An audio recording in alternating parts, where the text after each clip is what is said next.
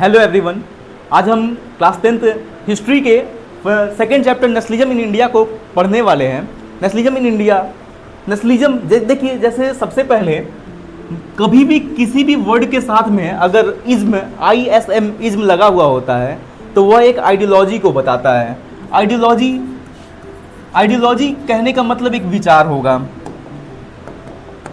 एक विचार, किसका विचार? तो नेशन के लिए विचार। जब कभी जो लोग नेशन के लिए कुछ विचार, देशभक्ति वाले जब विचार होंगे, जब feeling of love and pride,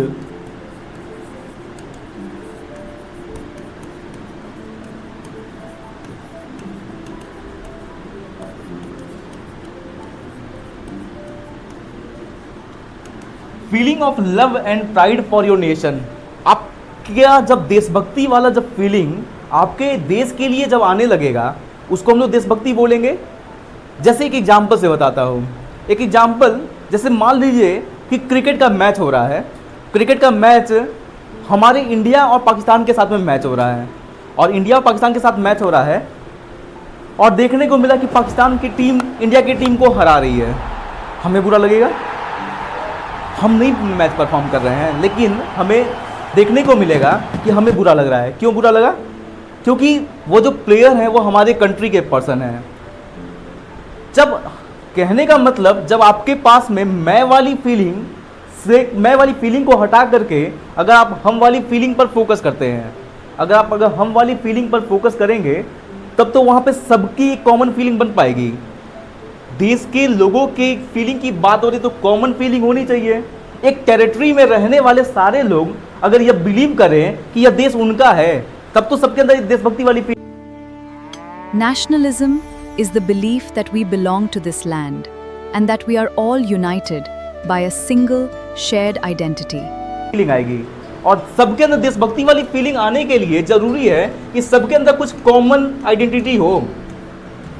जब तक लोगों के अंदर कुछ कॉमन आइडेंटिटी नहीं होगा, तब तक लोगों के अंदर में कभी भी देशभक्ति वाली फीलिंग नहीं आ सकती है। तो देशभक्ति वाली फीलिंग आने के लिए जरूरी कि सबके पास कॉमन पहचान, कॉमन फीलिंग होनी चाहिए, कॉमन आइडेंटिटी होनी चाहिए। जैसे आप लोग एक स्कूल के बच्चे हैं, अब सबकी पहचान एक स्कूल से रिलेटेड है, सबकी पहचान क्लास 10 से रिलेटेड है। तो इस तरीके से सबकी एक पहचान कैसे बनी हुई है? कॉमन आइडेंटिटी की वजह से पहचान बनी हुई है। अब हम बात कर रहे हैं नेशनलिज्म, देशभक्ति की फीलिंग इंडिया में कैसे आने लगी। तो इंडिया में हमें देखने को मिला था, सबसे पहले स्टार्टिंग का जो फेज था वहाँ पर हमें देखने को मिला कि इंडिया में तो डाइवर्सिटी है। इंडिया में डाइवर्सिटी है।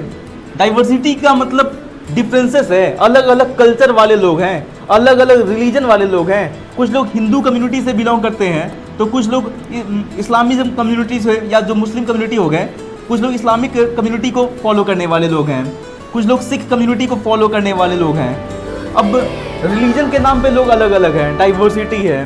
डाइवर्सिटी के बाद जो लोगों का जो प्लेस ऑफ बर्थ होता है, जहाँ पे लोगों का जन्म हुआ, वहाँ पर भी हमको डाइवर्सिटी देखने को मिलता है। कोई महाराष्ट्र का है तो कोई गुजरात का है, कोई पंजाब का है, कोई केरल का है। डाइवर्सिटी है। जब इंडिया में डाइवर्सिटी है, डिफरेंसेस है, और यहाँ पे हमें चाहिए कि देशभक्ति वाली फीलिंग, देशभक्ति वाली फीलिंग के लिए क्या होना चाहिए? कॉमन आइडेंटिटी होना चाहिए, सेंस ऑफ वननेस होना चाहिए। यहाँ पे हम ये कह सकते हैं सेंस ऑफ वननेस। जब तक सेंस ऑफ वननेस नहीं होगा, तब तक कभी भी लोगों के पास में कोई देशभक्ति वाली फीलिंग नहीं आ सकती है। सेंस ऑफ वननेस का मतलब क्या? कि सब लोगों का कॉमन फीलिंग होना चाहिए, सबका एक पहचान होना चाहिए। तो common feeling, sense of oneness के लिए जब डाइवर्सिटी रहेगा, तब तक तो ऐसा पॉसिबल हो नहीं सकता है कि सारे लोगों का कॉमन पहचान बन जाए।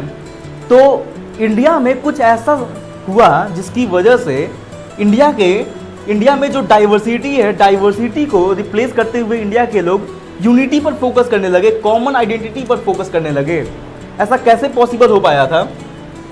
तो ऐसा पॉसिबल हो पाया देखने को मिलता है जब हम बात करते हैं इंडिया में sense of collective belongingness. India में सेंस ऑफ कलेक्टिव बिलोंगिंगनेस की बात से हम यहाँ पे टॉपिक को स्टार्ट करेंगे। सेंस ऑफ कलेक्टिव बिलोंगिंगनेस, देश के सारे लोगों के पास में कॉमन आइडेंटिटी कैसे आ गया, कॉमन पहचान कैसे बना सबका। तो देखने को मिलता है हम लोगों को कि जैसे ब्रिटिशर्स की पॉलिसी की वजह से, ब्रिटिशर्स की वजह से हम ये कह सकते हैं सिंपल तरीके से कि ब्रिटिशर्स की वजह से देश के सारे लोगों का कॉमन आइडेंटिटी बनना स्टार्ट हो गया। कैसे कॉमन आइडेंटिटी बन रहा था? तो ब्रिटिशर्स की जो पॉलिसी थी, वो ब्रिटिशर्स की पॉलिसी की वजह से इंडिया के सारे जो लोग हैं वो सारे लोग एक साथ में यूनाइट हो रहे थे, क्योंकि ब्रिटिशर्स की जो पॉलिसी थी वह इंडिया के लोगों के लिए एक्सप्लॉयटेशन वाली पॉलिसी थी। वह पॉलिसी ऐसी पॉलिसी थी जहां पर यह देखने को मिलता कि देश के हर एक जो लोग हैं वह हर एक लोगों के साथ में अन्याय किया जा रहा था, गलत किया जा रहा था, सोसाइटी के हर एक टाइप के लोगों के साथ में गलत किया जा रहा था। क्लास 9th में आपने पढ़ा होगा कुछ ट्राइबल्स के बारे में, कुछ पीसेंट्स कम्युनिटी के बारे में, या फिर जो हमारे इंडिया में जो रूल करने वाले जो रूलर थे, जो किंग थे, या फिर जो वीमेन थी, जो यूथ थे, सोसाइटी के हर एक टाइप के लोगों के साथ में यही कंडीशन देखने को मिलता कि सारे लोगों के साथ एक्सप्लॉयटेशन किया जा रहा था। कौन एक्सप्लॉयटेशन कर रहे थे? जो ब्रिटिशर्स थे, वो ब्रिटिशर्स इंडिया के लोगों के साथ में एक्सप्लॉयटेशन कर रहे थे। कभी भी इंडिया के लोगों को किसी भी तरीके से कोई भी फायदा नहीं हो पा रहा था। इंडिया के लोगों को कभी भी किसी भी तरीके से कोई फायदा नहीं हो रहा था। सारा फायदा किनको मिलता था? तो जो ब्रिटिशर्स हैं वो ब्रिटिशर्स को फायदा मिल जाता था। तो लोग क्या किए, इंडिया के जो लोग थे वो इंडिया के लोग एक साथ में यूनाइट होते हैं। इंडिया के जो लोग थे वो लोग यूनाइट हुए, और यूनाइट होकर के यूनाइटेड स्ट्रगल उन लोगों ने, इंडिया के लोगों ने यूनाइटेड स्ट्रगल करना स्टार्ट कर दिया। यूनाइटेड स्ट्रगल किनके अगेंस्ट में? तो अगेंस्ट ब्रिटिश गवर्नमेंट या against colonial government. Colonial government जो ब्रिटेन की जो गवर्नमेंट थी, वो ब्रिटेन की गवर्नमेंट या जो इंडिया में जो ब्रिटिशर्स जो कंपनी जो रूल कर रही थी, जो ब्रिटिशर्स जो रूल कर रहे थे, उनके अगेंस्ट में इंडिया के जो लोग थे वो लोग अपना आंदोलन स्टार्ट कर देते, अपना मूवमेंट स्टार्ट कर दिए। तो फर्स्ट नंबर पर ब्रिटिशर्स की पॉलिसी की वजह से यहाँ देखने को मिला इंडिया के अंदर में एंटी कॉलोनियल मूवमेंट स्टार्ट हो गया। इंडिया के अंदर में एंटी कॉलोनियल मूवमेंट स्टार्ट हो गया। अब जब इंडिया के अंदर में एंटी कॉलोनियल मूवमेंट स्टार्ट हुआ तो देखने को मिला देश के अंदर सबका जो कॉमन एनिमी बने, जो सबके लिए जिसको प्रॉब्लम था, वह सबको प्रॉब्लम किनसे था? ब्रिटिशर्स से। तो ब्रिटिशर्स के लिए इंडिया के सारे जो लोग थे वो लोग मिल करके फाइट करना स्टार्ट कर देते हैं। जब वो लोग इंडिया के लोगों से जब फाइट करना स्टार्ट कर देते हैं तो ऐसे मूवमेंट को बोलते हैं एंटी कॉलोनियल मूवमेंट। सबके लिए कॉमन एनिमी एक मिल गया। तो कॉमन एनिमी रहा तो कॉमन एनिमी से कॉमन आइडेंटिटी बनाया जा सकता है, जहां डाइवर्सिटी से यूनिटी वहां पे क्रिएट किया जा सकता है। यह फर्स्ट पॉइंट हुआ। सेकेंड नंबर पर इंडिया के जो लोग थे वह लोग, इंडिया के लोग कुछ कल्चर का रोल प्ले कर, कल्चर को मेन प्रायोरिटी देने लगे। कल्चर क्या होगा? जब कल्चर की बात करते हैं तो कल्चर का मतलब होगा कि जब जो डेली लाइफ की जो एक्टिविटी होती है, जैसे डेली लाइफ की एक्टिविटी में कोई किसी का लैंग्वेज हो गया, कोई फेस्टिवल, कोई सेलिब्रेशन, डेली के जो आपके कॉस्ट्यूम कपड़े जो होते हैं, ये सब डेली लाइफ का पार्ट है। तो कल्चर को भी आगे बहुत ज़्यादा डोमिनेंस के साथ रखा गया। सबका कॉमन हिस्ट्री होना चाहिए, देश के लिए कॉमन नेशनल फ्लैग होना चाहिए, देश की आज़ादी के लिए आज़ादी का झंडा होना चाहिए, ना कि किसी एक रिलीजन का झंडा होना चाहिए। पूरे देश के सारे लोगों को एक साथ में बांधने का काम किया जा रहा था, जहाँ से देश के सारे लोगों में कुछ कॉमन आइडेंटिटी बन सके। जैसे आज भी बना हुआ है, आज़ादी के बाद कैसे बना? हम सब के लिए एक कॉन्स्टिट्यूशन है। जो कॉन्स्टिट्यूशन, जो देश का जो संविधान आपके लिए है, वही संविधान आपके लिए है। अगर बात करते हैं जैसे नेशनल बर्ड की, नेशनल बर्ड जो आपके लिए जो नेशनल बर्ड होगा वही आपके लिए नेशनल बर्ड होगा। ऐसा नहीं हो सकता कि सबके लिए अलग होगा। तो देश के जो सिंबल्स हैं वो सबके लिए एक हैं। जैसे अगर बात करते हैं, अगर नेशनल एनिमल का बात कहा जाएगा, तो जो नेशनल एनिमल आपके लिए है वही national animal Jammu and Kashmir के पर्सन के लिए होगा। कोई अलग नहीं है, सबके पास में कॉमन आइडेंटिटी हमको देखने को मिलता है। जब सबके देश के, मैंने आपको यहाँ पे यही बताया कि जब देश के अंदर में जो रहने वाले लोग हैं वो सारे लोगों का अगर बिलीव ये हो जाए कि वो जो टेरिटरी है वो उनका है, मैं वाली फीलिंग हट करके हम वाली फीलिंग आ गई, हम सबका देश है, तब तो वहाँ देशभक्ति वाली फीलिंग आएगी। और वही तो मैंने आपको एग्जाम्पल दिया कि जब क्रिकेट का मैच हो रहा है और क्रिकेट के मैच में अगर हमारी टीम अगर हार जा रही है तो हमें बुरा लग रहा है, हम परफॉर्म नहीं कर रहे हैं, लेकिन बुरा किसे लग रहा है? हमें बुरा लग रहा है। तो हम सबकी कॉमन पहचान हो गई। इंडिया में कॉमन पहचान, इंडिया में डाइवर्सिटी था, तो डाइवर्सिटी से कॉमन आइडेंटिटी कैसे क्रिएट हो सकता है? इसके लिए ज़रूरी है कि इंडिया के जो लोग हैं वह लोगों ने कुछ स्टेप को फॉलो किया था। उन लोगों ने क्या फॉलो किया? फर्स्ट नंबर पे इंडिया के सारे जो लोग हैं वह लोगों ने एंटी कॉलोनियल मूवमेंट स्टार्ट कर दिया। किन के अगेंस्ट में? तो ब्रिटिशर्स के अगेंस्ट में। सेकेंड नंबर पे इंडिया के जो लोग थे वो लोग कल्चर को भी बहुत प्रायोरिटी दे रहे थे, जहाँ से ब्रिटिशर्स की वैल्यू को, ब्रिटिशर्स के इमेज को कम किया जा सके और हमारी जो फीलिंग है उस फीलिंग को बढ़ाया जा सके, जिसमें फ्लैग का यूज होता है। इसको मैं कल्चर वाले पार्ट को मैं लास्ट में आप लोग को एक्सप्लेन करूँगा। अब हमारे चैप्टर का स्टोरी कहाँ से स्टार्ट होता है, थोड़ा एक बार बैकग्राउंड हमको समझना होगा। जब हम बैकग्राउंड की बातें करते हैं तो देखने को मिलता है कि ब्रिटिशर्स आए 1600 के टाइमलाइन में। ब्रिटिशर्स इंडिया में आते हैं। अब ब्रिटिशर्स इंडिया में आ गए और ब्रिटिशर्स इंडिया में आने के बाद में वो लोग क्या करते हैं, वो लोग इंडिया में वो लोग ट्रेड करना स्टार्ट कर देते हैं। ब्रिटिशर्स इंडिया में ट्रेड कर रहे थे और इंडिया में ट्रेड करने के बाद में वह लोग थोड़े बहुत उनको पॉलिटिकल पावर मिल जाते हैं। कुछ पॉलिटिकल उनको पावर मिले, कुछ उनको इकोनॉमिकल पावर मिले।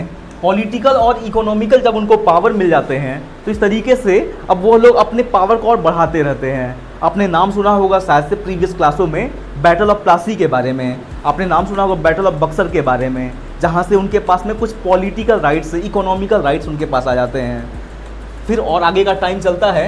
अब टाइम आगे बढ़ते रहा, देखने को मिलता है कि वह जो लोग थे उनके पास में कंट्री का बहुत ज़्यादा कंट्रोल हो जाता है। अब कंट्री पर वह लोग कंट्रोल करने लगे थे। वो कंट्रोल करते करते में एक बार टाइम आता है 1857 का टाइम। 1857 का टाइम आया कि वो जब कंट्रोल कर लिए तो उन्होंने पॉलिसी बनाना स्टार्ट किया। और जब वो पॉलिसी बना रहे थे वो उनकी ऐसी पॉलिसी जहाँ से सोसाइटी के हर एक लोगों को प्रॉब्लम हो रहा था, एक्सप्लॉयटेशन वाली पॉलिसी। मैंने आपको यहाँ पर यही बताया, उनकी जो पॉलिसी थी वो पॉलिसी ऐसी थी कि एक्सप्लॉयटेशन लोगों का वह कर रहे थे, सोसाइटी के हर एक टाइप के लोगों का। अब एक्सप्लॉयटेशन जब कभी होगा तो एक्सप्लॉयटेशन के होने की वजह से देखने को मिलेगा कि जो देश के जो लोग थे वो लोग यूनाइट हुए। और आपको मालूम है 1857 में क्या होता है? 1857 में क्या हुआ था? First war of independence. India के आज़ादी के लिए पहली बार लोगों ने वॉर करना स्टार्ट कर दिया 1857 में। यह वॉर तो लोग करते हैं इंडिया के लोग, बट ये वॉर क्या हो गया, यह फेलियर में कन्वर्ट हो गया। बहुत सारे रीजन की वजह से कोई लीडर या प्रॉपर टाइम मैनेजमेंट सही से नहीं हो पाया, तो हमें यह देखने को मिलता है कि यह जो 1857 वाला जो वॉर था वह फेलियर में कन्वर्ट हो गया। अब 1857 में जो वॉर था वह फेलियर में कन्वर्ट हो गया। फिर क्या, 1857 के वॉर के बाद में लोग क्या करते हैं, तो लोगों को समझ में आया कि उनके पास कोई पॉलिटिकल लीडर नहीं है, तो लोगों ने एक पॉलिटिकल लीडर बनाया, पॉलिटिकल पार्टी बनाकर अब लोग अपना काम करने लगे। देश भर में लोग अपने मूवमेंट स्टार्ट कर दिए थे, पॉलिटिकल पार्टी। तो 1885 का टाइम आता है। 1885 में एक पॉलिटिकल पार्टी बनाई गई थी। उस पॉलिटिकल पार्टी का नाम क्या था? Indian national Congress. आज की जो पॉलिटिकल पार्टी है वो उस टाइम पे बनाई गई थी 1885 में।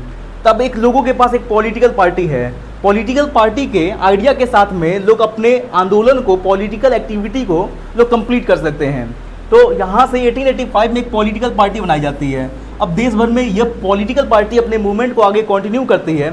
फिर हमें देखने को मिलता है यहाँ पर इंडिया का जो हमारा जो ये चैप्टर है वह स्टोरी यहाँ से स्टार्ट होता है 1914 से लेकर के 1942 तक के इवेंट्स यहाँ पे मेंशन किए गए हुए हैं, जहाँ पे गांधी जी के बहुत सारे मूवमेंट्स के बारे में हमें समझने को मिलता है। ये गांधी जी के मूवमेंट से ही हमारे एग्जाम में, सीबीएसई के एग्जामिनेशन में क्वेश्चन पूछा जाएगा।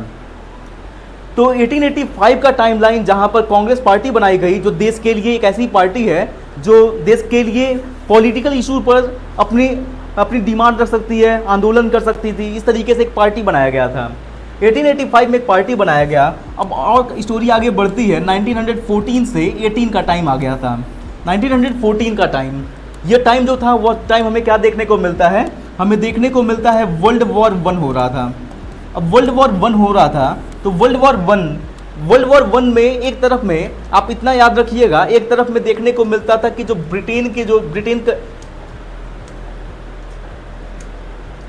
ब्रिटिशर्स थे, एक तरफ ब्रिटिशर्स फाइट कर रहे थे और दूसरी तरफ में हमें देखने को मिला था जो जर्मनी कंट्री के जो लोग हैं ऐसे लोग फाइट कर रहे थे। एक तरफ में जर्मनी, वहीं पे उसी साइड में टर्की भी इन लोगों से फाइट कर रहा था। बहुत सारे और भी कंट्री थे, बस हम अभी यहाँ समझने के लिए, एक तरफ ब्रिटिशर्स हैं, दूसरी तरफ में जर्मनी और टर्की जैसे कंट्री फाइट कर रहे हैं। फिर क्या देखने को मिलता है? फिर देखने को मिलता है कि ये जो ब्रिटिशर्स हैं वो ब्रिटिशर्स वॉर फाइट कर रहे थे, ये लोग जीत भी जाते हैं। वर्ल्ड वॉर 1 जो होता है वो ब्रिटिशर्स जीत भी जाते हैं। ब्रिटिशर्स जब वॉर जीत गए थे, वॉर जब चल ही रहा था, ये तो वॉर यूरोपियन कंट्री में वॉर हो रहा था, उस जब भी कभी वॉर होता है तो वॉर के इम्पैक्ट अलग अलग जगह पर देखने को मिलते हैं। जैसे आपने अभी जस्ट देखा होगा कि अभी ईरान में वॉर चल रहा है। अब ईरान में वॉर चल रहा है, उसकी वजह से हमारे पास में जो क्रूड ऑयल है, जो पेट्रोलियम है, वो हमारे बहुत कम हो गए हैं, तो उसके प्राइस बहुत ज़्यादा बढ़ गए हैं। एक जगह पे प्रॉब्लम हो रहा है, लेकिन उसका इम्पैक्ट हमें आज इंडिया में देखने को मिल रहा है। वैसे सेम जब वर्ल्ड वॉर 1 हो रहा था 1914 से 18 के टाइम पे, तब हमें देखने को मिलता था कि 1914 से 18 के टाइम पर इंडिया में भी वर्ल्ड वॉर 1 के इम्पैक्ट्स देखने को मिल रहे थे। अब इम्पैक्ट्स क्या क्या इंडिया में देखने को मिल रहे थे, यह हमारे लिए इम्पॉर्टेंट है। सीबीएसई के एग्जामिनेशन में यहाँ से क्वेश्चन पूछा जाएगा। इम्पैक्ट्स क्वेश्चन पूछा जाता है, इंडिया में क्या क्या हमें इम्पैक्ट्स देखने को मिले थे। तो जब हम इम्पैक्ट्स की बात करते हैं तो हमें यहाँ पे समझना है कुछ पॉलिटिकल तरीके से कुछ इम्पैक्ट देखने को मिले। पॉलिटिकल तरीके के इम्पैक्ट के बाद कुछ इंडिया में इकोनॉमिकल तरीके से इम्पैक्ट हमें देखने को मिल सकते हैं। पॉलिटिकल इम्पैक्ट, जब हम पॉलिटिकल इम्पैक्ट की बात करते हैं तो पॉलिटिकल इम्पैक्ट कहने का मतलब यह होता है कि जो गवर्नमेंट है, गवर्नमेंट के कोई पॉलिसी से रिलेटेड हम लोगों पे इम्पैक्ट देखने को मिलेगा। मैंने बोला गवर्नमेंट की पॉलिसी से रिलेटेड हम लोग को कुछ इम्पैक्ट देखने को मिलेगा। गवर्नमेंट की पॉलिसी, जब गवर्नमेंट से या गवर्नमेंट की पॉलिसी से रिलेटेड जो टर्म हमें जब देखने को मिलता है उसे हम पॉलिटिकल इम्पैक्ट बोलते हैं।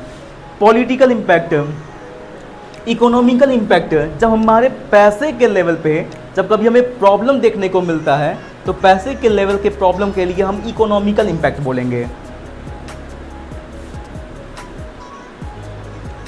पॉलिटिकल एंड इकोनॉमिकल इम्पैक्ट मैंने आपको बताया, तो इंडिया में हमें देखने को मिल रहा था कि दोनों तरीके से वर्ल्ड वॉर 1 के इम्पैक्ट देखने को मिले। पॉलिटिकल इम्पैक्ट का मतलब क्या था? देखिए, जैसे वॉर होगा कभी भी, तो वॉर होता है तो देखने को मिलता है कि वॉर की वजह से आपको अपने बजट को बहुत ज़्यादा मेंटेन करना पड़ेगा। तो डिफेंस हमारी गवर्नमेंट थी, पॉलिटिकल तरीके से देखने को मिलता है। जो डिफेंस था, डिफेंस के एक्सपेंडिचर को गवर्नमेंट ने बढ़ा दिया था। गवर्नमेंट ने डिफेंस के एक्सपेंडिचर को इंक्रीज कर दिया था वॉर की वजह से। जाहिर सी बात है कि ब्रिटिशर्स इंडिया में रूल कर रहे हैं और इंडिया में ही अपने डिफेंस के एक्सपेंडिचर को वॉर करने के लिए, अपने आप को सेफ्टी के लिए उन लोगों ने अपने एक्सपेंडिचर जो वो खर्च कर रहे थे उन्होंने बढ़ा दिया था। जब वो खर्च को बढ़ा देंगे तो जाहिर सी बात है कि देखने को मिलेगा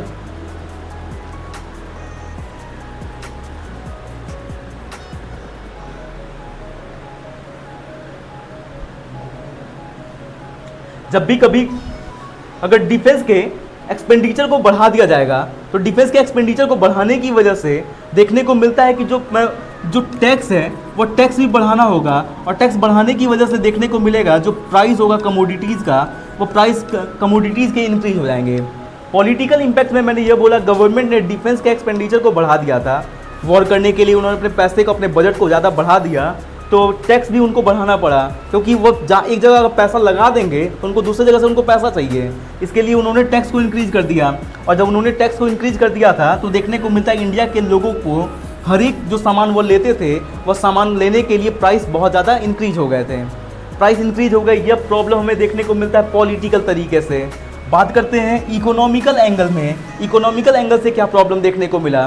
तो इकोनॉमिकल एंगल से ये गवर्नमेंट का डिसीजन था, ये टैक्स का पार्ट, आप इसको चाहें तो आप जो प्राइस इंक्रीज हुआ ये इकोनॉमिकल इम्पैक्ट में भी लिख सकते हैं, गवर्नमेंट की पॉलिसी की वजह से यहाँ पे हमें देखने को मिलता है। एक और पार्ट आप पॉलिटिकल इम्पैक्ट में नोट कर लीजिएगा, हमें यहाँ देखने को मिलता है कि ब्रिटिशर्स क्या कर रहे थे, यहाँ के इंडिया के जो विलेजर्स थे, ऐसे विलेजर्स को वो लोग फोर्सफुली आर्मी में रिक्रूट करा रहे थे।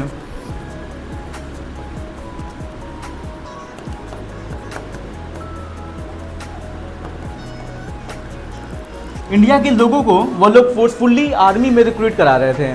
आर्मी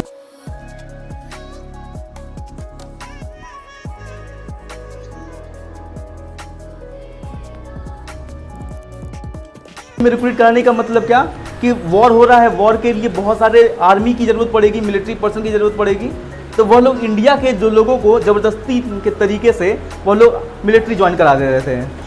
ये भी हमें प्रॉब्लम देखने को मिला। अब इकोनॉमिकल एंगल की बात करते हैं, तो इकोनॉमिकल एंगल में देखने को मिलता था कि वहाँ पर जब प्राइस बढ़ाए गए तो प्राइस बढ़ाने की वजह से लोगों को बहुत सारे प्रॉब्लम हो रहे थे। कभी कभी देखने को मिलता था बैड हार्वेस्ट हो गया, फसल ख़राब हो गई, तब भी देखने को मिलता था कि प्राइस बहुत सारे कमोडिटीज़ के बढ़ जाते थे, क्योंकि जब बैड हार्वेस्ट होगा तो मतलब फसल ख़राब हो गया तो शॉर्टेज हो जाता है फूड आइटम का। जब फूड आइटम का जब शॉर्टेज हो जाएगा, खाने पीने का जब कभी कमी हो जाता है, तो कमी हो जाने की वजह से हमको देखने को मिलता है कि उसके जो पैसे होते हैं पैसे बढ़ जाते हैं। तो हमें यह भी देखने को मिलता है कि प्राइस बढ़ रहे थे, हाँ, बैड हार्वेस्ट का प्रॉब्लम देखने को मिल रहा था, शॉर्टेज फूड आइटम का जो था वो शॉर्टेज हमें देखने को मिल जा रहा था। यह सब कुछ प्रॉब्लम थे। कुछ डिजीज़ भी स्प्रेड हो गई थी, जिसकी वजह से भी देखने को मिलता है कि बहुत सारे जो लोग हैं, बहुत सारे पीपल का वहाँ पर डेथ हो जाता है। तो आप ये सब कुछ पॉइंट आप नोट कर सकते हैं, जहाँ से यह हमारे एग्जामिनेशन में क्वेश्चन पूछा जाएगा। क्वेश्चन पूछा था what were the political and economical impacts of world war one on Indian society. क्या हमें देखने को मिलता है कि पॉलिटिकल इम्पैक्ट क्या था और इकोनॉमिकल इम्पैक्ट क्या था वर्ल्ड वॉर वन का इंडिया में, वो हमें देखने को मिलता है। क्लियर है यहाँ तक? डाउट है किसी को?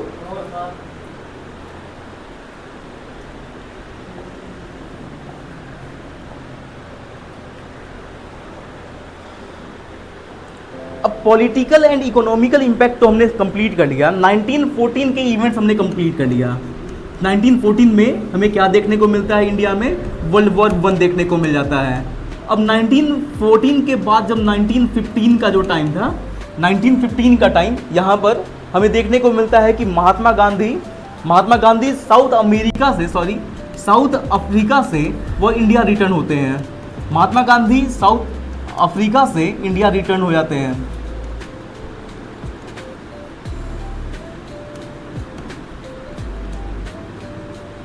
साउथ अफ्रीका से महात्मा गांधी इंडिया रिटर्न हुए और वह इंडिया आने के बाद में वो इंडिया को समझते हैं कि इंडिया में ब्रिटिशर्स की वजह से क्या क्या हमें प्रॉब्लम देखने को मिलता है। तो प्रॉब्लम जब देखने को मिलता है तो वो 1915 से 1916 तक वो इंडिया को विजिट कर रहे थे, समझ रहे थे कि इंडिया में क्या क्या प्रॉब्लम है।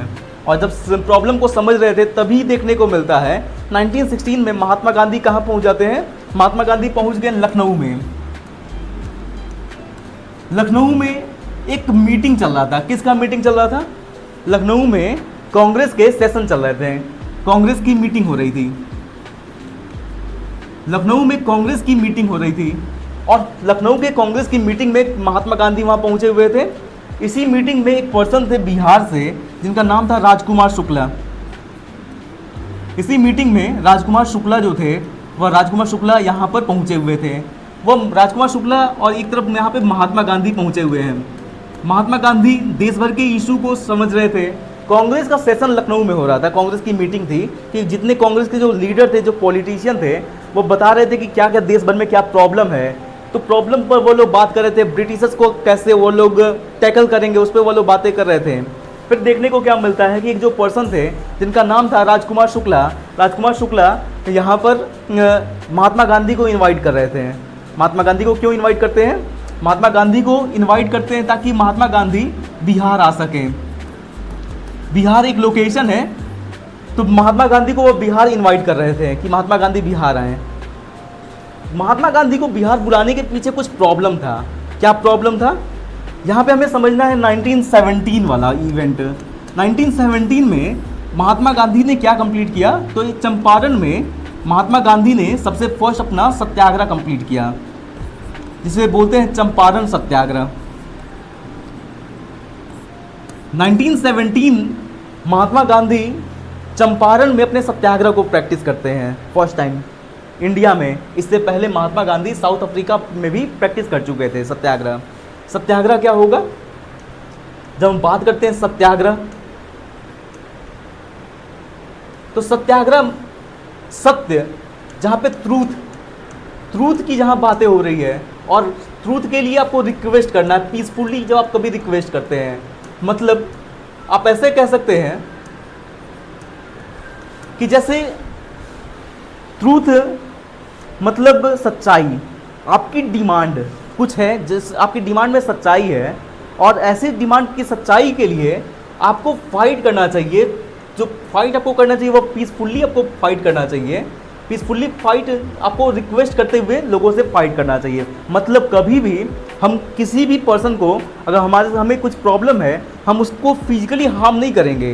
बिना फिजिकली हार्म किए हुए हम उसमें प्रॉब्लम का सॉल्यूशन निकालने की कोशिश करेंगे। नॉन वायलेंस के मेथड से हम उस प्रॉब्लम का सॉल्यूशन निकालने की कोशिश करेंगे। नॉन वायलेंस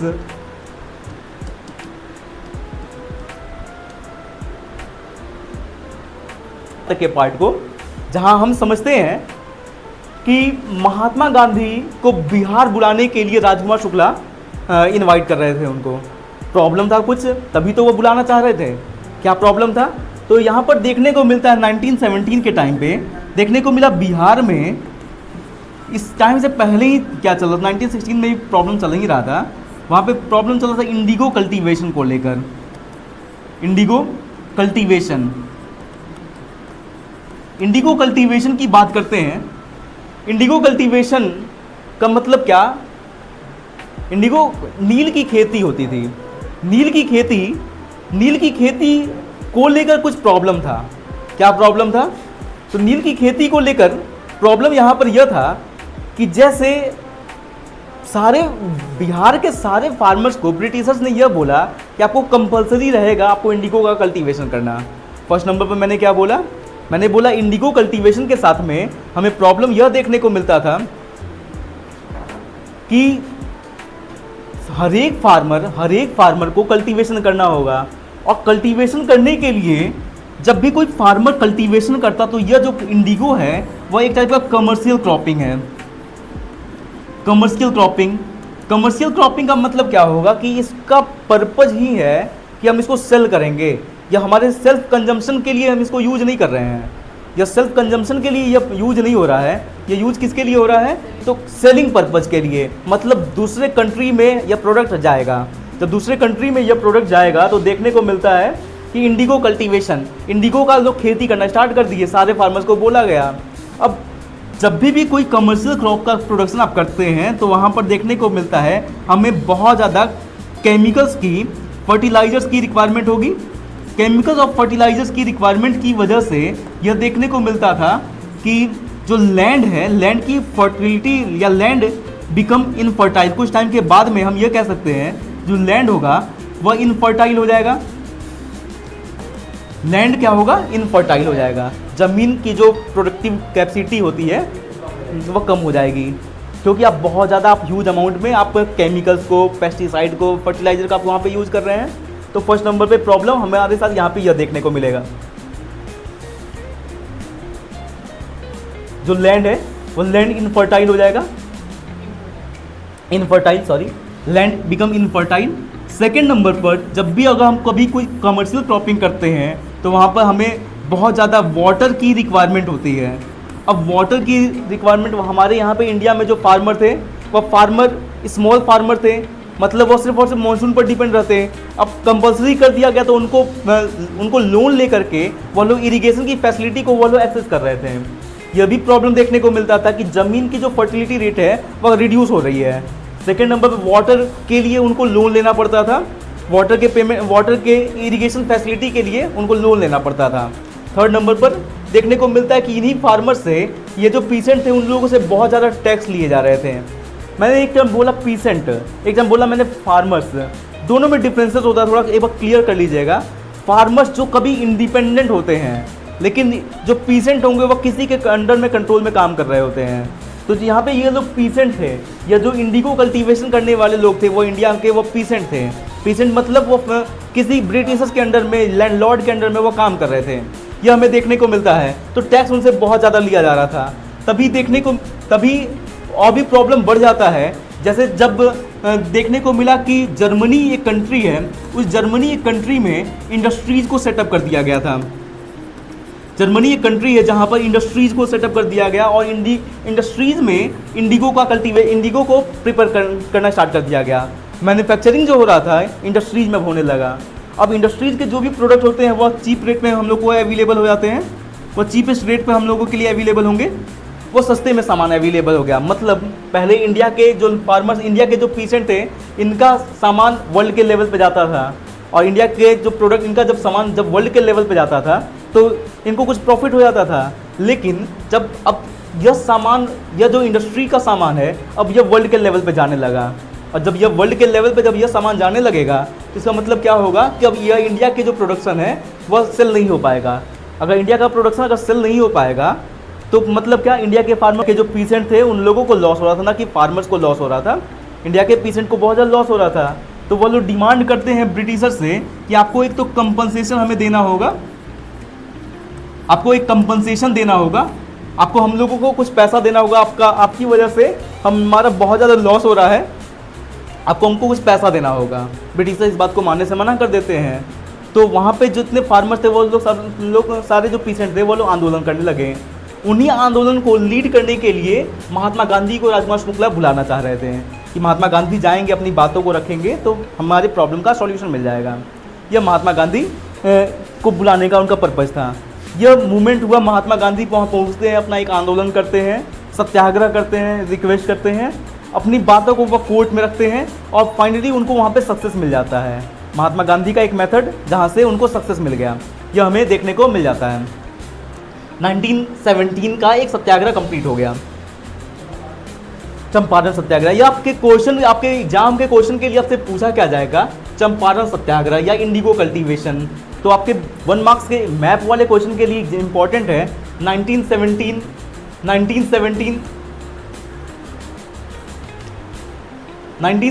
चंपारण सत्याग्रह, इंडिगो कल्टीवेशन, इंडिगो सत्याग्रह या पीसेंट सत्याग्रह, 1917 पीसेंट सत्याग्रह। तो आपसे कुछ भी पूछेगा, आपको यह लोकेशन, जो बिहार का लोकेशन है, आपको वो प्लॉट करना होगा। तो यह हमने 1917 कंप्लीट कर लिया। 1917 के बाद एक और हमें सत्याग्रह महात्मा गांधी का देखने को मिलता है 1917 में ही, और फिर हमें एक देखने को मिलता है 1918 में। 1917 में गुजरात का एक लोकेशन है, उस गुजरात के लोकेशन में भी कुछ प्रॉब्लम थे। गुजरात का एक लोकेशन है खेड़ा, बी क्वाइट।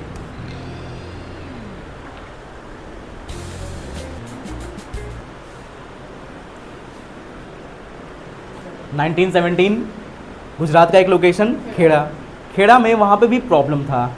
वहाँ पर क्या था, वहाँ पर जो फार्मर्स थे वो फार्मर्स को टैक्स देने के लिए फोर्स किया जा रहा था, टैक्स उन लोगों को देने के लिए फोर्स किया जा रहा था। और वहाँ पर क्रॉप में एक डिजीज़ फैल गया था, प्लेग करके एक डिजीज़ वहाँ पर फैला हुआ था, जिसकी वजह से क्रॉप जो थे वो क्रॉप डैमेज होते जा रहे थे। जब भी कभी क्रॉप डैमेज होगा तो फार्मर्स अपना पेमेंट कैसे कर सकते हैं, वो फार्मर्स भी फिर आंदोलन में बैठ गए। उन फार्मर्स के मूवमेंट को कौन लीड करते हैं, तो जो महात्मा गांधी थे वो उनके मूवमेंट को लीड करते हैं। फार्मर्स के मूवमेंट को लीड करते हैं महात्मा गांधी, तो महात्मा गांधी को वहाँ पर भी सक्सेस मिलता है, और ब्रिटिशर्स के अगेंस्ट में महात्मा गांधी यहाँ पर फिर से अपना सत्याग्रह सेकंड कंप्लीट कर लेते हैं। थर्ड नंबर पर 1918 का टाइम था। तो ये गुजरात का जो खेड़ा वाला जो लोकेशन है वो आपके लिए इंपॉर्टेंट रहेगा आपके मैप के लिए। खेड़ा सत्याग्रह क्वेश्चन आपसे पूछ सकता है, आपसे क्वेश्चन पूछ सकता है गुजरात, या को मैप में प्लॉट कर लीजिएगा गुजरात के लिए। थर्ड नंबर 1918 यह भी जो लोकेशन है वह भी गुजरात से रिलेटेड लोकेशन है, अहमदाबाद का पार्ट है। अहमदाबाद, यहाँ पर क्या देखने को मिला, अहमदाबाद यहाँ पर क्या देखने को मिलता है, तो अहमदाबाद यहाँ पर देखने को मिलता है कि यहाँ पर जो मिल वर्कर थे, कॉटन के इंडस्ट्री में काम करने वाले जो कॉटन मिल वर्कर हैं, वह मिल वर्कर, कॉटन के जो मिल वर्कर हैं वो मिल वर्कर ही क्या कर रहे थे, अपना डिमांड रखे हुए थे। क्या डिमांड रखे थे, इनको जो पेमेंट मिल रहा था वो बहुत कम पेमेंट मिल रहा था, लो वेजेस इनको मिलते थे, और लो वेजेस के साथ साथ में इनको यह देखने को मिलता था, लो वेजेस के साथ साथ में मोर वर्किंग आवर होता था, वर्किंग आवर इनके बहुत ज़्यादा हो जाते थे, इनके बहुत ज़्यादा हो जाते थे, ये याद रखिएगा। इस वजह से ये लोग आंदोलन कर रहे थे। महात्मा गांधी इनके लिए भी डिमांड करते हैं, और महात्मा गांधी को यहाँ पर भी सक्सेस मिल जाता है। 1917 से 1918 तक के हमने इवेंट को कंप्लीट कर लिया। मतलब हम कंप्लीट कर रहे थे जो पार्ट की मैंने आपको बोला 1914 में वर्ल्ड वॉर 1 हमको देखने को मिला था, वर्ल्ड वॉर 1 के इम्पैक्ट थे। 1915 का टाइम हुआ, 1915 में हमें क्या देखने को मिलता है कि महात्मा गांधी इंडिया आते हैं। 1916 में महात्मा गांधी इंडिया को विजिट करते हैं और सब उनको प्रॉब्लम समझ में आता है, तो 1917 में महात्मा गांधी ने अपना फर्स्ट सत्याग्रह लॉन्च किया था इंडिया में। सेकेंड नंबर पे 1917 और 1918 में महात्मा गांधी अपना सेकेंड और थर्ड सत्याग्रह यहाँ पे प्रैक्टिस करते हैं। 1918 तक के हमने इवेंट को कंप्लीट कर लिया। अब हमें कंप्लीट करना है वो 1919 का इवेंट है, जो क्या था, रॉलेट एक्ट। एक ऐसा कानून जहाँ पर इंडिया के किसी भी पर्सन को बिना किसी अरेस्ट वारंट के उनको डिटेन कर लिया जाता, उनको जेल में डाल दिया जाता। उन्होंने क्राइम किया है या क्राइम नहीं किया है, उन लोगों को डिटेन कर लिया जाता। और कितने साल के लिए? 2 साल के लिए उन लोगों को डिटेन कर लिया जाता। 1919 का टाइम था। अब टाइम आ गया 1919 का टाइम। 1919 यहाँ पर ब्रिटिशर्स ने क्या कर दिया, एक एक्ट को इंट्रोड्यूस किया। एक्ट का नाम रॉलेट एक्ट। ब्रिटिशर्स ने एक एक्ट को इंट्रोड्यूस कर दिया जिसको बोलते हैं रॉलेट एक्ट। और इंडिया के लोग इसको क्या बोलते हैं? इंडिया के लोग इसको बोलते हैं ब्लैक लॉ। क्यों बोलते हैं ब्लैक लॉ, आप समझिएगा। तो इस रॉलेट एक्ट, देखिए अभी तक हमने समझा कि 1917 और 1918 में महात्मा गांधी की कुछ पॉलिटिकल एक्टिविटी की वजह से महात्मा गांधी को सक्सेस मिलते जा रहा था। महात्मा गांधी कुछ पॉलिटिकल एक्टिविटी कर रहे थे, और जब महात्मा गांधी कुछ पॉलिटिकल एक्टिविटी कर रहे थे तो ब्रिटिशर्स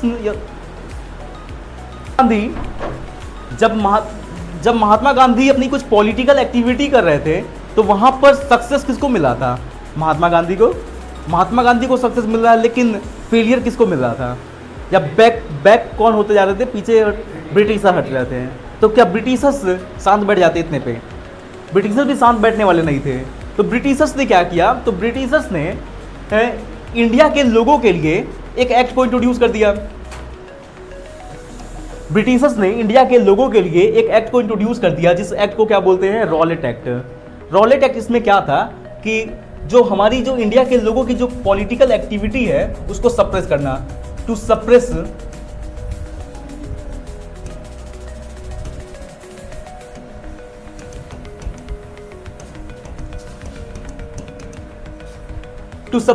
पॉलिटिकल एक्टिविटी। इंडिया के लोगों की पॉलिटिकल एक्टिविटी को सप्रेस करने, दबाने के लिए ज़रूरी था कि इंडिया के लोगों की जो पॉलिटिकल एक्टिविटी उसको दबाया जाए। क्योंकि अगर इंडिया के लोग अगर इसी तरीके से बहुत अगर अपनी डिमांड को रखते रहेंगे, अगर वो आगे बढ़ते रहेंगे, इसका मतलब क्या होगा कि ब्रिटिशर को हमेशा बैकफुट पर रहना होगा। और जब ब्रिटिशर अगर बैकफुट पर रहेंगे तो बैकफुट पर रहने की वजह से क्या होगा कि ब्रिटिशर कभी भी हम लोगों पर सही से रूल नहीं कर पाएंगे। इसके लिए उन लोगों ने क्या कर दिया, उन लोगों ने एक एक्ट को इंट्रोड्यूस कर दिया जिसको क्या बोलते हैं? Rowlatt act. इसमें क्या था? इंडिया के लोगों के लिए पॉलिटिकल एक्टिविटी को सप्रेस कर देना, दबा देना, ख़त्म कर देना। जब दबा के ख़त्म कर सकते थे वहाँ पर, तो उनके मेन प्रोविज़न क्या थे? रॉलेट एक्ट का मेन प्रोविज़न्स हमें क्या देखने को मिलता है? प्रोविज़न्स क्या था? To detain anyone without trial. To detain anyone without trial.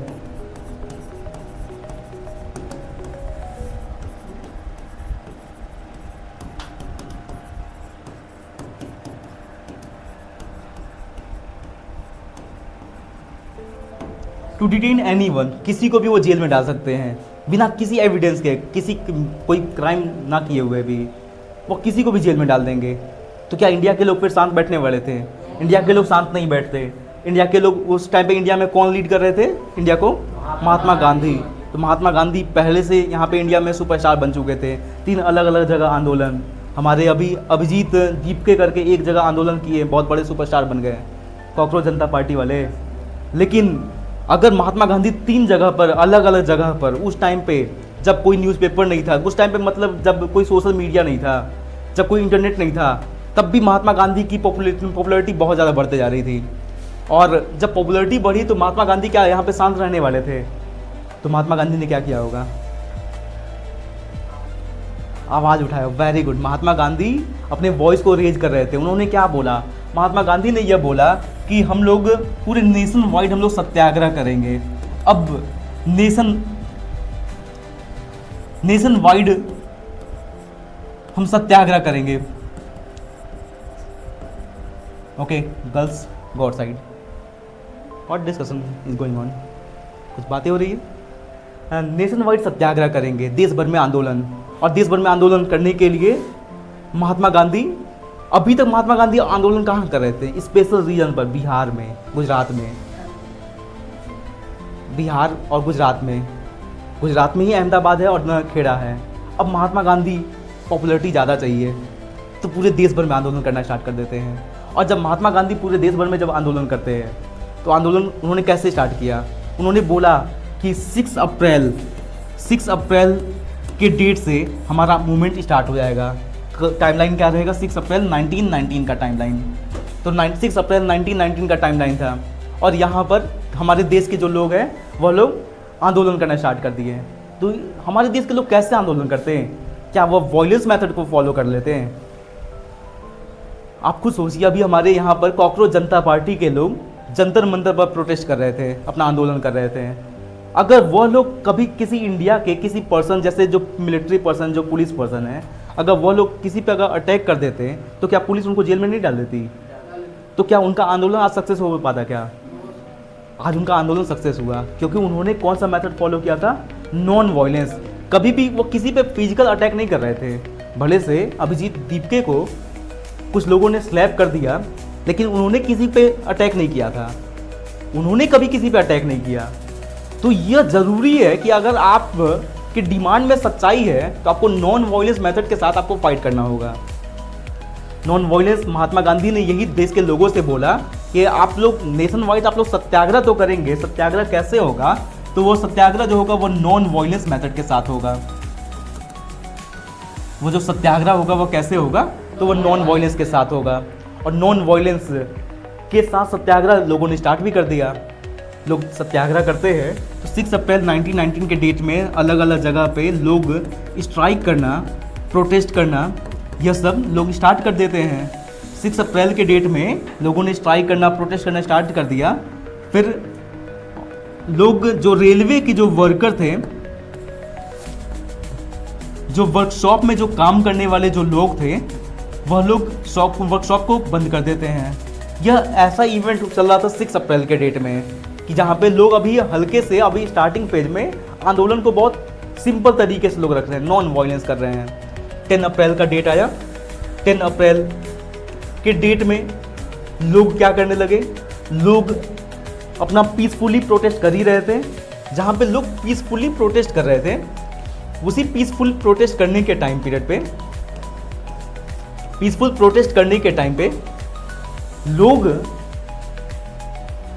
लोगों पर जो ब्रिटिशर्स थे, जो पुलिस पर्सन थे, उन लोगों ने ओपन फायर कर दिया। ओपन फायर किसने किया? तो जो पुलिस पर्सन है, वो पुलिस पर्सन ने उन लोगों पे, पुलिसमैन बोल सकते हैं, उन लोगों पे ओपन फायर कर दिया। लोग शांति से अपना विरोध कर रहे हैं और उन लोगों पे आप ओपन फायर कर दिए। कितनी गलत बात है। जैसे अभी कुछ दिन पहले हुआ, दिल्ली में लोग प्रोटेस्ट कर रहे थे और उन लोगों पे लाठियां चला दी गई। वैसा ही हुआ कि उन लोगों पे फायर कर दिया गया। क्या आप लोग शांत बैठने वाले थे? लोग बहुत ज़्यादा गुस्से में आ गए। आपने भी देखा कि बहुत ज़्यादा लोग गुस्से में आ गए। उसके बाद से इस तरीके के वीडियो आने लगे, टिकटॉकर वाले जाके प्रोटेस्ट करने लगे। जो टिकटॉक बनाते थे, जो रील्स बनाते थे, जो डांस गाना करते थे, वो सब प्रोटेस्ट करने लगे देश के उन लोगों के सपोर्ट में। जब प्रोटेस्ट करने लगे, ज़्यादा से लोग आ गए थे वहाँ पर। अब गवर्नमेंट के लिए कंट्रोल करना पॉसिबल नहीं था, तो गवर्नमेंट को अपना एक्शन लेना पड़ा वहाँ पर। इसी तरीके से यहाँ पर 10 अप्रैल के डेट में ब्रिटिश जो पुलिस पर्सन थे, उन्होंने जो पीसफुल जो प्रोटेस्ट कर रहे हैं उन लोगों पे ओपन फायर कर दिया। लोगों ने फिर क्या किया? लोग भी अटैक करने लगे उनके इंस्टीट्यूशन को। जो लोग थे वह लोग उनके इंस्टीट्यूशन पे अटैक कर रहे थे। जैसे इंस्टीट्यूशन, जैसे रेलवे हो गया, टेलीग्राफ सिस्टम हो गया, वो सब पे लोग अटैक करने लगे। अभी टाइम आता है, फिर से एक टाइम आ गया 13 अप्रैल 1919 का टाइम आ गया फिर से 13 अप्रैल 1919 का टाइम। 13 अप्रैल 1919, क्या आपने कभी यह डेट सुना है क्या, जो इम्पोर्टेंट हमारे हिस्ट्री के लिए? 13 अप्रैल 1919, कभी आपने ये डेट सुना? किसी बच्चे ने जलियांवाला बाग इंसिडेंट का नाम सुना क्या? कब हुआ था? 13 अप्रैल 1919 को ही हुआ। क्या हुआ? जलियांवाला बाग इंसिडेंट। क्या है जलियांवाला बाग इंसिडेंट? जलियांवाला बाग इंसिडेंट क्या है?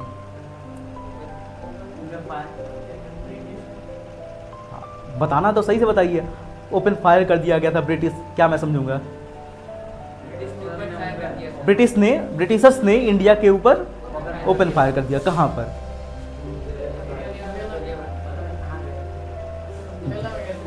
मेला में गए थे।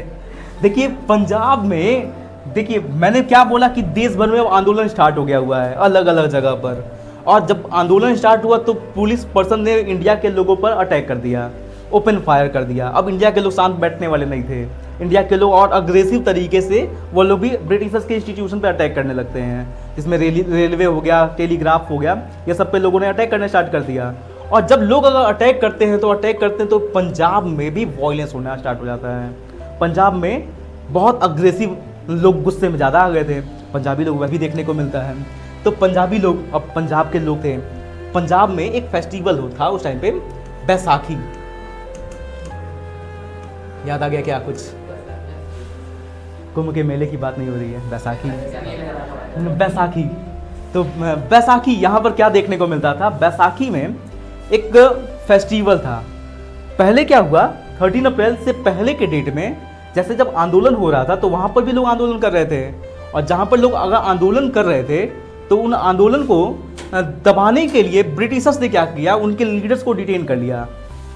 जैसे हमारे राहुल गांधी गए थे प्रोटेस्ट, ही सेम पंजाब में जो पंजाब के जो लीडर थे उन लोगों को भी डिटेन कर लिया गया। अब क्या लोग शांत बैठते हैं? राहुल गांधी के से इंडिया के लोग भी अपने जो पंजाब के जो लोग थे, पंजाब के लीडर के लिए लोग अपने डिमांड में वो लोग आंदोलन करने लगते हैं। अब 13 अप्रैल का डेट था, एक पार्क था जलियांवाला बाग बोलते हैं, एक पार्क को क्या नाम से बोलते हैं? जलियांवाला बाग।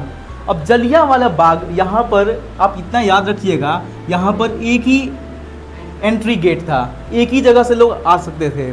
और क्या था कि लोग वहाँ पर चले जाते हैं। लोग वहाँ पर क्यों गए? कुछ लोग तो प्रोटेस्ट करने गए थे रॉलेट एक्ट के अगेंस्ट में, तो कुछ लोग वहाँ पे प्रोटेस्ट करने गए रॉलेट एक्ट के अगेंस्ट में। कुछ लोग वहाँ पर बैसाखी जो फेस्टिवल होता है, उस बैसाखी फेस्टिवल को सेलिब्रेट करने भी पहुँच गए।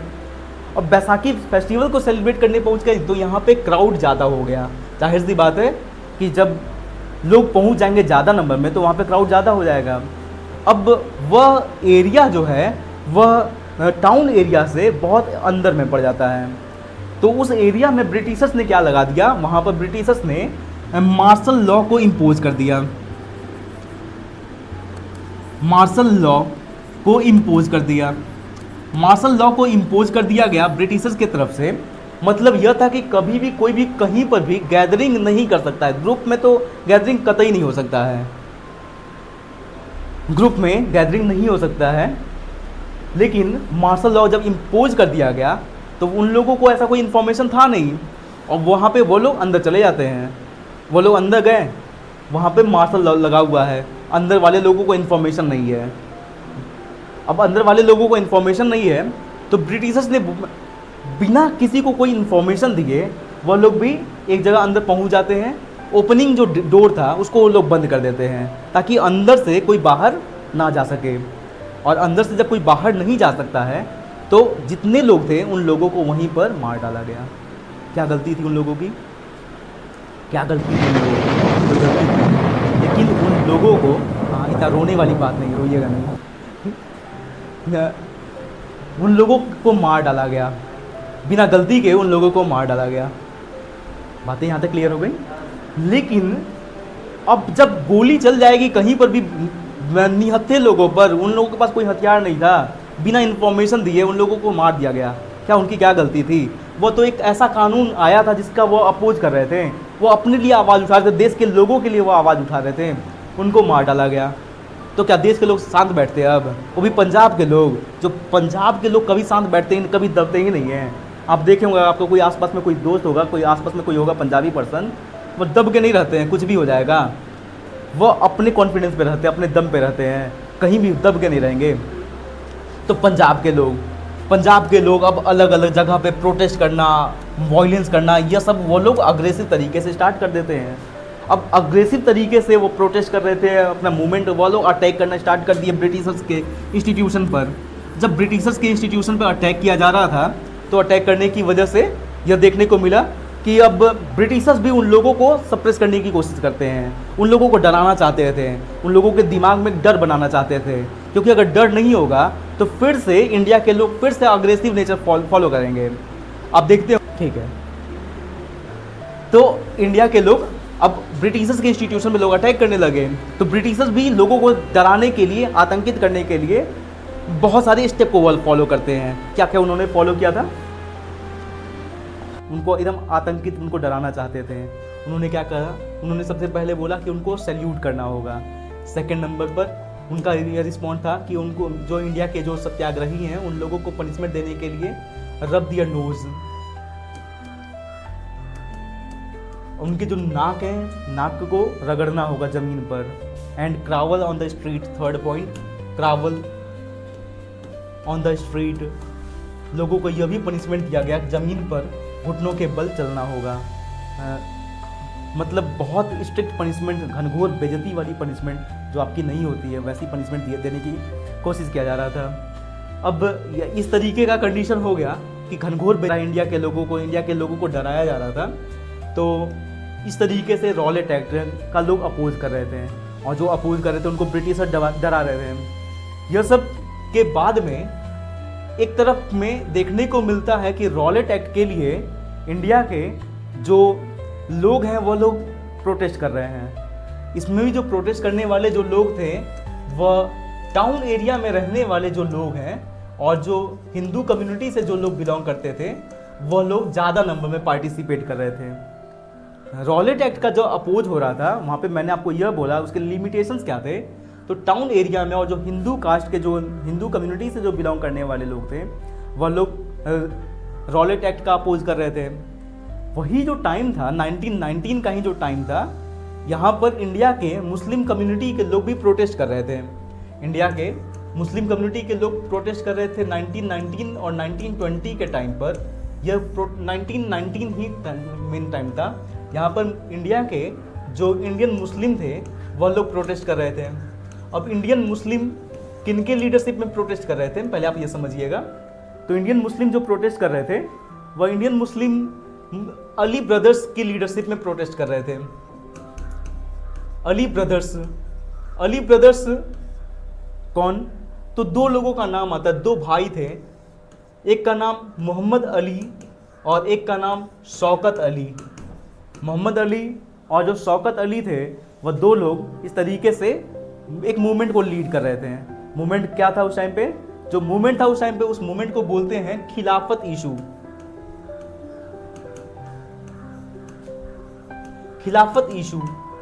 अब खिलाफत इशू की बात करते हैं। खिलाफत इशू ये क्या था? मैंने आपको बोला कि जब वर्ल्ड वॉर 1 हो रहा था तो आपको एक टर्म अभी आपको यहाँ पे याद रखना था। वह एक टर्म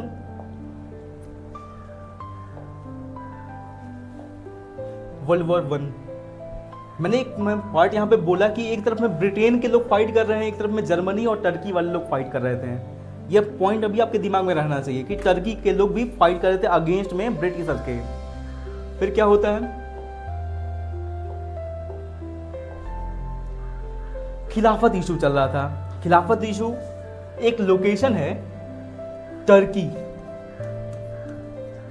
टर्की एक कंट्री है। इस कंट्री में वर्ल्ड वॉर 1 में इसने पार्टिसिपेट किया था। वर्ल्ड वॉर 1 कब तक चला? 1914 से 1918 तक चला। तो इंटरनेशनल लेवल पे वॉर हो रहा था। टर्की में जो लीड करते थे, टर्की के जो लीडर थे उनको क्या बोलते थे? वह सारे मुस्लिम्स के लीडर होते थे, इस्लामिक वह लीडर थे। टर्की के जो लीडर थे वह सारे इस्लामिक रिलीजियस लीडर थे। अब इस्लामिक रिलीजियस लीडर, उनको एक नाम से बोला जाता था, कैलीफा करके बोलते थे। कैलीफेट और कैलीफा करके बोलते थे। वहाँ पे टर्की के जो मेन पर्सन थे उनको कैलीफा या कैलीफेट करके बोलते थे। अब कैलीफेट करके बोलते थे तो यह टर्की हार गया। टर्की के जो मेन पर्सन थे वो भी हार गए। तो अब इनका पोस्ट को ब्रिटिशर्स ने क्या कर दिया? ब्रिटिशर्स जो थे इनके पोस्ट को रिमूव कर देते हैं। ब्रिटिशर्स ने इनके पोस्ट को रिमूव कर दिया क्योंकि जीता कौन? जब वर्ल्ड वॉर 1 हो रहा था तो जीता कौन था वहाँ पर? ब्रिटिश के लोग जीत गए थे। और जब ब्रिटेन के लोग जब जीते तो उन लोगों ने टर्की को उन लोगों ने डिफीट कर दिया। तो टर्की पर कंट्रोल किनका हो गया? ब्रिटिशर का कंट्रोल हो गया। ब्रिटिशर्स ने उनके जो टॉप लीडर थे उनके पोस्ट को उन्होंने रिमूव कर दिया। और मैंने क्या बोला कि यह इस्लामिक रिलीजियस लीडर थे। इनके इंस्ट्रक्शंस को हर एक जगह के जो लोग हैं वो लोग फॉलो करते थे, चाहे वो इंडिया के मुस्लिम कम्युनिटी के लोग हों, चाहे वो वर्ल्ड के किसी भी कंट्री के मुस्लिम कम्युनिटी के लोग हों, वह लोग उनके इंस्ट्रक्शन को फॉलो करते थे। तो बताइए, जैसे अगर हमारे हिंदू कल्चर के किसी अगर धार्मिक गुरु की अगर हम बातों को मान रहे हैं और उनको अगर उनके जगह से हटा दिया जाए, उनकी बात हम नहीं सुन पाए, हमें बुरा लगेगा या नहीं लगेगा। तो इसी तरीके से ब्रिटिशर्स ने खलीफा के पोस्ट को रिमूव कर दिया। तो इंडिया के जो मुस्लिम कम्युनिटी के जो लोग थे, इंडियन जो मुस्लिम थे, वो भी डिमांड करते हैं। उन्होंने डिमांड क्या किया? उन्होंने डिमांड किया कि खलीफा के रीअपॉइंटमेंट की। उन्होंने खलीफा के रीअपॉइंटमेंट का उन्होंने डिमांड कर दिया। तो क्या ब्रिटिशर्स मान जाते? इंडिया में कौन रूल कर रहा था? ब्रिटिशर्स। टर्की में कौन रूल कर रहा है? ब्रिटिशर्स। तो क्या ब्रिटिशर्स यह बात मान जाते? क्या नहीं माने। और ब्रिटिशर्स नहीं माने, तो ब्रिटिशर्स जब नहीं माने तो इंडिया के मुस्लिम्स क्या कर रहे थे? फिर से वो भी प्रोटेस्ट करना स्टार्ट कर दिए। तो एक तरफ रॉलेट सत्याग्रह के लिए टाउन एरिया में हिंदू कम्युनिटी के लोग प्रोटेस्ट कर रहे हैं, वहीं पर मुस्लिम कम्युनिटी के लोग भी प्रोटेस्ट कर रहे थे। किनके अगेंस्ट में? ब्रिटिशर्स के अगेंस्ट में। मतलब दोनों का जो कॉमन एनिमीज बना वो कौन बना? ब्रिटिशर्स। उनके कॉमन एनिमी कौन बन गए? ब्रिटिशर्स बन गए। अब जब ब्रिटिशर्स उनके कॉमन एनिमी बनते हैं तो ब्रिटिशर्स के कॉमन एनिमी के बनने की वजह से अब महात्मा गांधी यहाँ पे फिर से दिमाग लगाते हैं। कौन दिमाग लगाएगा? महात्मा गांधी। तो महात्मा गांधी ने दिमाग लगाया कि एक तरफ में हमारे हिंदू कम्युनिटी के जो लोग हैं वह प्रोटेस्ट कर रहे हैं और एक तरफ में हमारे जो मुस्लिम कम्युनिटी के लोग हैं वह प्रोटेस्ट कर रहे हैं। सबके कॉमन एनिमीज कौन है? ब्रिटिशर्स हैं। अगर ऐसा हो जाए कि दोनों लोग मिल जाएं और एक साथ में प्रोटेस्ट करना स्टार्ट कर दिया जाए। कॉकरोच जनता पार्टी स्टार्टिंग पेज में प्रोटेस्ट कर रही थी, लोग उसको सपोर्ट नहीं कर रहे थे। अगर ऐसा होता कि कांग्रेस कॉकरोच जनता पार्टी को सपोर्ट कर देती, फिर कितनी जल्दी उनकी बात को सुन लिया जाता। ऐसे चेंजेस बहुत जल्दी देखने को मिलते हैं कि बहुत बड़ी पॉलिटिकल पार्टी अगर किसी इशू को सपोर्ट कर दे। इसी तरीके से कांग्रेस पार्टी है, कांग्रेस पार्टी सपोर्ट किसको कर रही थी वहाँ पे? हिंदू कम्युनिटी को। वहाँ पर मुस्लिम कम्युनिटी के जो लोग थे वह भी प्रोटेस्ट कर रहे थे। तो अगर दोनों लोगों को एक साथ मिला दिया जाए तो ब्रिटिशर का अपोज ज़्यादा होगा या नहीं होगा? तो ब्रिटिशर का अपोज ज़्यादा होने लगा। और ब्रिटिशर्स का अपोज इस तरीके से ज़्यादा हुआ तो जो ब्रिटिशर्स का अपोज अब ज़्यादा होने लगा, यहाँ से एक नया मूवमेंट स्टार्ट हो जाता है। हिंदू और कम्युनिटी और मुस्लिम कम्युनिटी के जो लोग थे वो लोग मिल गए और मिलने के बाद में एक नया मूवमेंट यहाँ पर स्टार्ट हो गया। वो जो नया मूवमेंट स्टार्ट हुआ था उस मूवमेंट को बोलते हैं non cooperation movement. Non cooperation movement. अब देखिए यह क्या है। अब हम कब की स्टोरी कंप्लीट करेंगे? तो अब हम 1920 लास्ट और हम 1921 की स्टोरी को हम कंप्लीट करेंगे। नॉन कॉपरेशन मूवमेंट, जब मैं बात कर रहा हूँ नॉन कॉपरेशन मूवमेंट की, non cooperation movement non violence idea के साथ में ही ये भी है। महात्मा गांधी सत्याग्रह कर रहे थे, महात्मा गांधी सत्याग्रह करते हैं, उसके बाद क्या होता है? फिर महात्मा गांधी के सत्याग्रह के बाद एक नया मूवमेंट अब स्टार्ट हो गया। 1919 तक की तो हमने स्टोरी को कंप्लीट कर लिया था। अब 1920 की स्टोरी को समझना है कि 1920 में क्या हो रहा था। तो 1920 में एक तरफ में खिलाफत इशू चल ही रहा है, खिलाफत इशू चल रहा था। अभी इसके साथ साथ में और क्या चलता है? तो खिलाफत इशू के बाद में पूरे कंट्री में महात्मा गांधी और जो मोहम्मद अली, शौकत अली लोग थे, यह लोग एक नया मूवमेंट स्टार्ट कर देते हैं। कौन सा मूवमेंट होगा? वो नॉन कॉपरेशन मूवमेंट। लेकिन नॉन कॉपरेशन मूवमेंट का मतलब क्या? नॉन का मतलब तो हो गया नहीं, कॉपरेशन का मतलब कॉपरेट करना, नहीं कॉपरेट करना। ब्रिटिशर्स इंडिया के लोगों के साथ, इंडिया के लोग यह चाहते थे कि हम लोग ब्रिटिशर को कॉपरेट ना करें।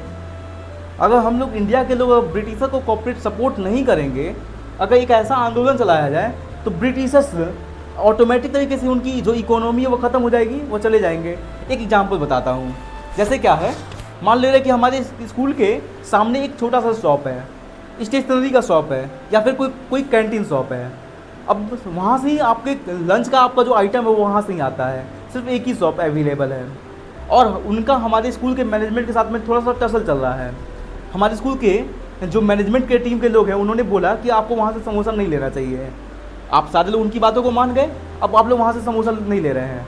अब क्या उनका इनकम हो पाएगा क्या उस दुकान का? नहीं हो पाएगा। एक पर्सन से फाइट हुआ, उन्होंने दुकान के इकोनॉमी को बंद करा दिया। इस तरीके से महात्मा गांधी भी यही चाहते थे। उनको लगता था कि जो ब्रिटिशर्स हैं, ब्रिटिशर्स इंडिया में सर्वाइव कर रहे हैं और सर्वाइव करने के पीछे उनका इंडिया में सर्वाइव कर रहे हैं। और इंडिया में सर्वाइव करने के पीछे का रीज़न क्या है? इंडियंस का सपोर्ट। जब तक इंडिया के लोग अगर सपोर्ट नहीं करेंगे, अगर इंडिया के लोग अगर सपोर्ट करना बंद कर देते हैं तो वह इंडिया में सर्वाइव नहीं कर पाएंगे। अगर वो इंडिया में सर्वाइव नहीं कर पाए तो फिर क्या मतलब होगा? इंडिया में अगर वो सर्वाइव नहीं कर पाएंगे तो फिर क्या मतलब होगा? कि वो इंडिया से चले जाएंगे। या कभी भी यहाँ पे फिजिकल तो हार्म नहीं कर रहे हैं हम उनको सपोर्ट नहीं करेंगे, हम उनको कॉपरेट नहीं करेंगे। इसके लिए एक नया मूवमेंट स्टार्ट हुआ, जिस मूवमेंट को क्या बोलेंगे? नॉन कॉपरेशन मूवमेंट बोल देते हैं। नॉन कॉपरेशन मतलब इंडिया के जो लोग हैं वो लोग ब्रिटिशर को किसी भी एंगल से कॉपरेट नहीं करेंगे। अब मूवमेंट, इसके लिए महात्मा गांधी ने जो नॉन कॉपरेशन मूवमेंट था, इस नॉन कॉपरेशन मूवमेंट के लिए महात्मा गांधी एक बुक को राइट करते हैं। महात्मा गांधी की एक बुक थी, इस बुक का नाम क्या था? हिंद स्वराज। महात्मा गांधी की एक बुक थी, उस बुक का नाम क्या था? हिंद स्वराज। हिंद स्वराज। देखिए, आपसे 1 मार्क्स में यह क्वेश्चन पूछा जाएगा, बुक के राइटर के नेम पूछे जाते हैं एग्जाम में, तो याद रखिएगा। हाँ, महात्मा गांधी। हिंद स्वराज के राइटर कौन? तो महात्मा गांधी। महात्मा गांधी ने हिंद स्वराज लिखा। उन्होंने हिंद स्वराज की बुक में उन्होंने बताया वाई नॉन कॉपरेशन, क्यों होना चाहिए नॉन कॉपरेशन। तो उन्होंने यही रीज़न बताया था। और कब उन्होंने लिखा था? तो 1909 में उन्होंने बुक को लिखा। उन्होंने क्या बताया? वाई नॉन कॉपरेशन की इंडिया में ब्रिटिशर कैसे सर्वाइव कर रहे हैं? वो इंडिया के सपोर्ट की वजह से सर्वाइव कर रहे हैं। अगर इंडिया के लोग अगर सपोर्ट नहीं करते हैं तो वो सर्वाइव नहीं कर पाएंगे। बातें यहाँ तक क्लियर हुई?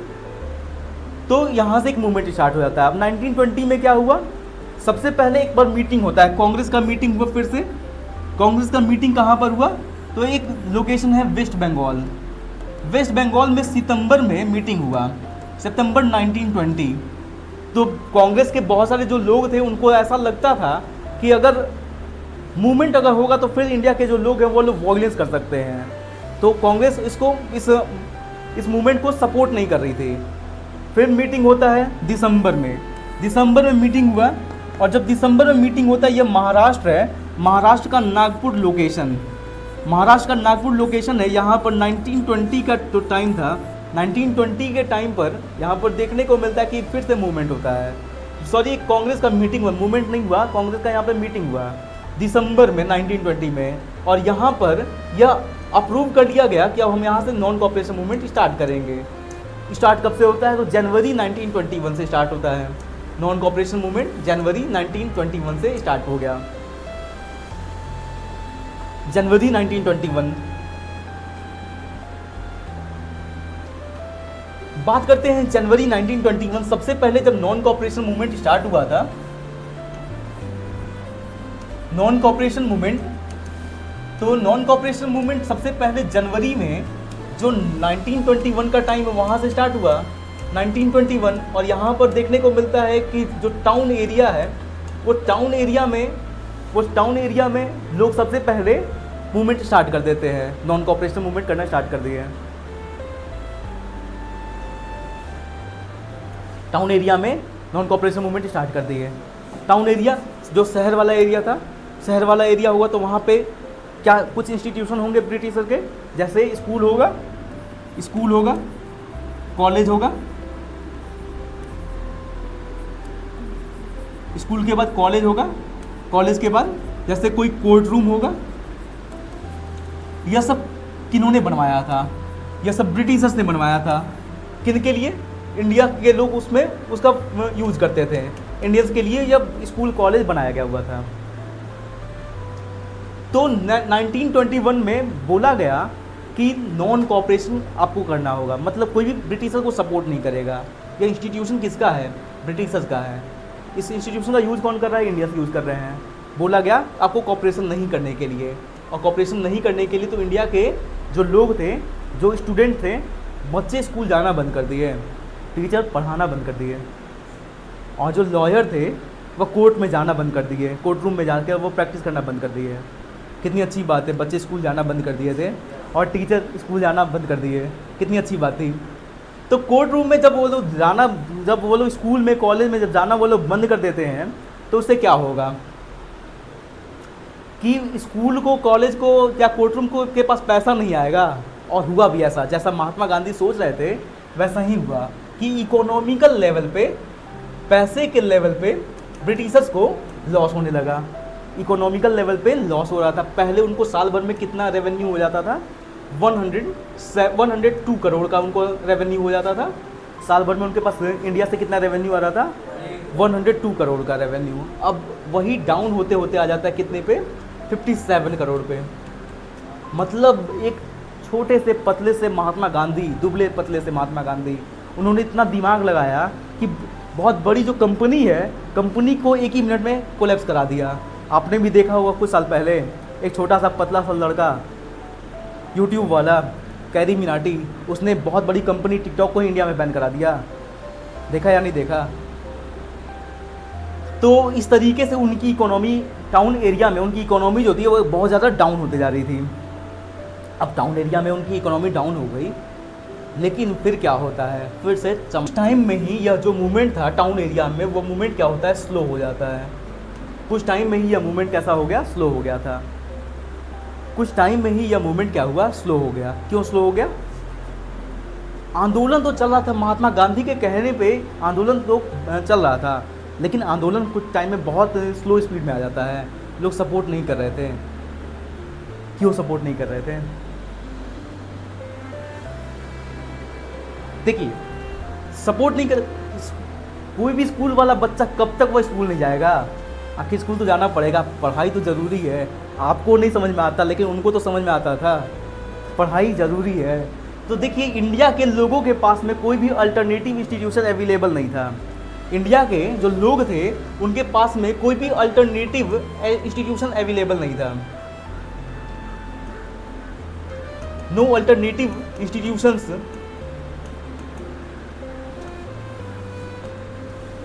Was available on that time. कोई भी अल्टरनेटिव इंस्टीट्यूशन है ही नहीं। कोई हमारे इंडिया के लोगों का तो कोई स्कूल है ही नहीं। बच्चे कब तक पढ़ाई नहीं करेंगे? आप खुद बताइए। मैं आपकी बात तो समझ सकता हूँ, आप पढ़ाई नहीं करेंगे काम चल जाएगा, लेकिन कब तक आप पढ़ाई नहीं करेंगे? तो इंस्टीट्यूशन अवेलेबल ही नहीं था, first number. Second number, India के जो प्रोडक्ट को लोग यूज़ कर रहे थे, जब वो लोग ब्रिटिशर्स के प्रोडक्ट को जब वो लोग यूज़ नहीं कर रहे थे, तो वो लोग किसके प्रोडक्ट को वो लोग यूज़ करते थे? इंडिया के। अब इंडिया में जैसे कपड़े बनाए जाते हैं, जो खादी है, अब वो खादी बनाने में, उसको प्रिपेयर करने में बहुत ज़्यादा कॉस्ट लग जाता। तो खादी बहुत एक्सपेंसिव। वहाँ पे ब्रिटेन से जो सामान आते थे वो बहुत सस्ते होते थे। आप क्या प्रेफर करिएगा कि जो जहाँ पे महंगे सामान मिल रहे हैं या फिर जहाँ पे सस्ते सामान मिल रहे हैं? जहाँ पे जो चीपेस्ट रेट पे हमको सामान मिल जाएगा। और इंडिया का जो प्रोडक्ट है, जैसे खादी हो गया, वो बहुत ही एक्सपेंसिव था। कभी भी बहुत जब एक्सपेंसिव होगा कोई भी प्रोडक्ट, तो क्या आप उसको लॉन्ग टाइम तक आप उसको यूज़ कर सकते हैं? क्या नहीं कर सकते हैं। तो इंडिया के लोग ना चाहते हुए भी वापस से ब्रिटिशर्स के इंस्टीट्यूशन को लोग ज्वाइन कर लेते हैं। फ़ायदा किसको हो गया? फ़ायदा किसको हो गया? ब्रिटिशर्स को। तो क्या फिर महात्मा गांधी फिर शांत बैठ जाएंगे? फिर अभी और मूवमेंट बाकी है। अभी जो टाउन एरिया हमने कंप्लीट कर लिया, टाउन एरिया के बाद हम कल जो कंप्लीट करेंगे वह कंट्री में, कंट्री साइड या जो विलेज एरिया है, वहाँ पर किस तरीके से लोग पार्टिसिपेट कर रहे थे, जो ट्राइबल्स थे वो कैसे पार्टिसिपेट कर रहे थे, यह हमें कल कंप्लीट करना है। और नेक्स्ट नंबर पे हमें जो प्लांटेशन वर्कर्स हैं, वो प्लांटेशन वर्कर कैसे हम पार्टिसिपेट कर रहे थे नॉन कॉपरेशन मूवमेंट में।